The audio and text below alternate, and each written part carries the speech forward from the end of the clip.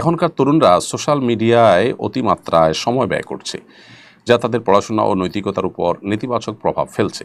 একজন অভিভাবক হিসাবে আমি কিভাবে তাদের সঠিক পথে পরিচালিত করতে পারি? অভিভাবক হিসাবে আমাদের নিজেদের মোবাইল ফোনের অতিরিক্ত ব্যবহার বন্ধ করতে হবে এবং নিজেরা বাচ্চাদেরকে প্রচুর পরিমাণ সময় দিতে হবে। মোবাইল ইত্যাদি থেকে দূরে থেকে তাদেরকে সময় দিলে ইনশাআল্লাহ তার একটা সুফল আমরা পাব। দ্বিতীয়ত, অভিভাবক হিসাবে আমরা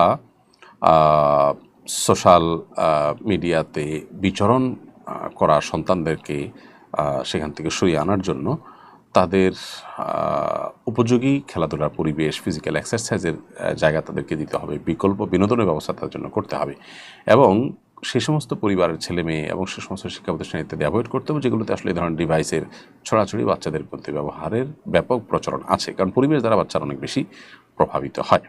তারপরও আজকে চতুর্দিকে মানুষ যেভাবে আক্রান্ত এই রোগে, সেখানে আসলে শুধু কিছু পরিবারের সাথে মেশা বন্ধ করে দিলে সন্তানরা যে একেবারে নিরাপদ হিসাবে তা নয়, জন্য এক্সট্রা আরও বিভিন্ন রকমের অ্যাক্টিভিটিস চালাতে হবে।